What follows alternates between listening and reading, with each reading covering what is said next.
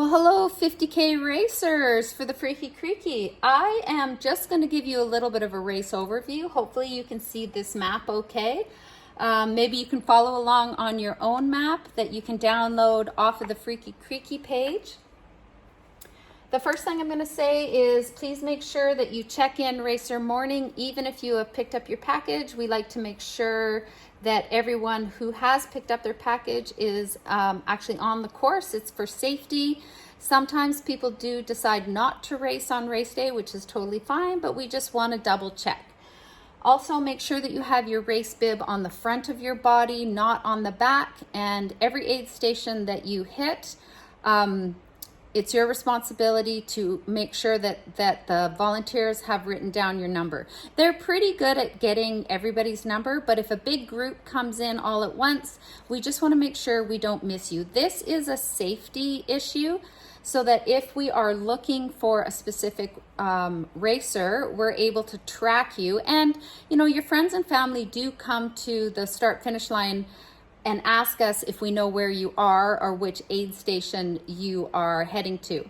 Also, there are links on the website for your crew to the areas that they are able to go to. So I'm just going to go through the map. I'll show you the couple areas that have, or really one area that's changed a little bit. But before we get to that, so the start finish line is right down in the package pickup area. You're going to head out the start finish line, run to where there is a hard left turn. You take a left. At the bottom of Ogopogo right here, there will be a lovely race marshal. She will ensure that you are heading up the Ogopogo Trail. This is a beautiful spot to take photos. There will be also a photographer up there, so get your smiles going. It's a bit steep, but it's a good warm-up. Once you get through this, you'll get to the top of the Corral Trail, which we call the switchbacks. Again, there will be a race marshal there to make sure that you're heading down in the right direction. So you'll go down the switchbacks. Partway down the switchbacks, you'll see a cone with an arrow taking you down the trail to your left. This is called Sidewinder. You head into Sidewinder.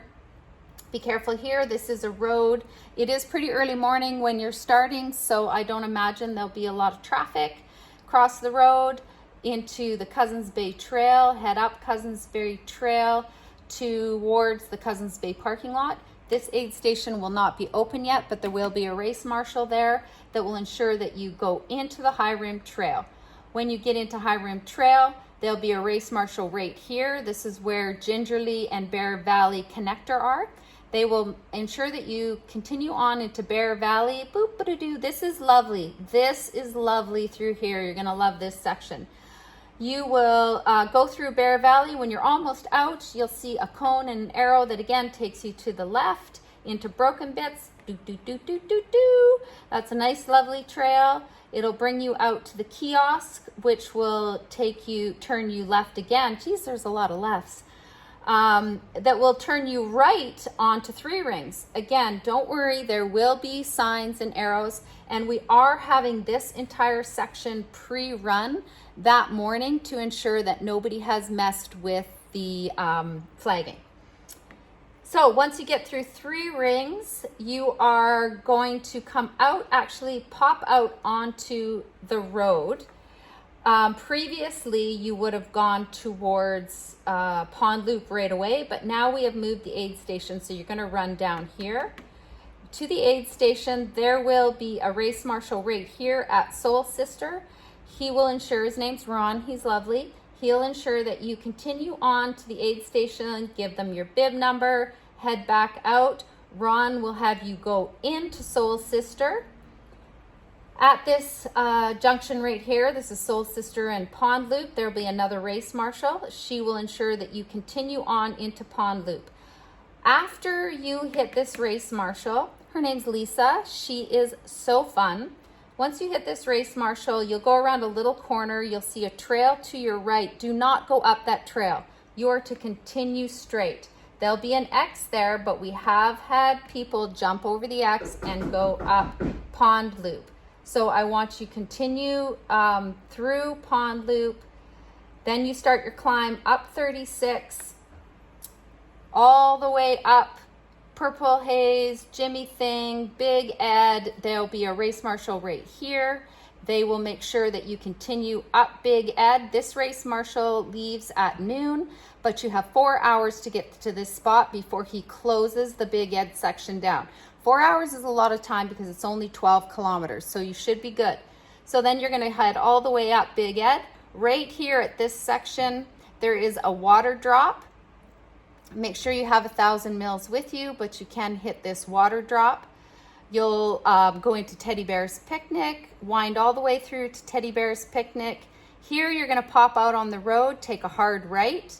You will run, this is called CJ Express. You'll run 1 kilometer down CJ Express Road where there is a big arrow here on a cone to have you turn left into Upper Ed. You'll come through Upper Ed, Upper Meds, wind your way through. You'll come down Upper Meds, cross the road right here. This will take you to Tombstone where you'll take a hard left. There will be lots of arrows, don't worry. If you go like 200 meters and don't see an arrow, turn around and go, or sorry, a flag, turn around and go back because we heavily flag this course. There'll be about 2,000 flags on this race course. You're gonna head up Tombstone to your next aid station. This is where you will do a racer check-in, refill your water and your snacks, head down into Pally Gap. Now you are on your lovely downhill section. You're gonna go all the way down Pally Gap right here. This is the Dope on the Rope Pally Gap connector. Take a hard left all the way through Pally Gap, which meets up to Upper Stonefree. At Upper Stonefree, partway down, there is another water drop, so you'll be able to refill your water. Head down Upper Stonefree, which connects onto High Rim Trail. On this, you will take a right, go down High Rim Trail. There's a little creek right here. It may not be running because it's a bit dry out there. So you'll get to a sign that says Stonefree. Again, there'll be a big arrow pointing you. You go down into Stonefree, and all of this is all cruisy, fairly non-technical downhill, and it's not steep. It's a gentle, beautiful downhill. You'll pop back out onto the Pond Loop Trail where you'll take a left, and it'll take you back into Soul Sister where you'll find either Ron, or he may have been switched out with another lovely volunteer. He will send you to the aid station. You'll check in, go back into Black Powder, all the way down into Freaky Creeky. Here there will be a race marshal to ensure that you go up the Cousins Bay Trail, cross the road here into Gingerly. Gingerly takes you back to High Rim Trail, back to the aid station where you will check in again and refuel, and then you are on your last 9K. Coming around the mountain, this is a bit of a climb, not too steep, but it's starting to go uphill again. You're gonna go up all the way to Lookout Trail. This is an amazing photo opportunity right here. From here, it is downhill, down, down, down.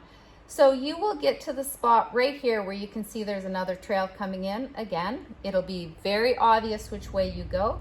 You continue on into Little Moab. This is a bit technical, so just watch your footing. When you pop out onto the double track, take a hard left. You're going to head back on Corral Trail.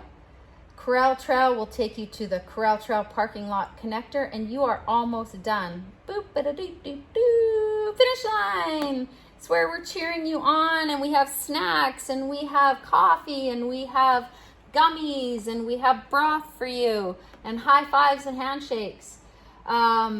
This is where you're gonna finish, and we will be waiting for you. So hopefully that gives you a really good overview of what the trail looks like, what the day looks like.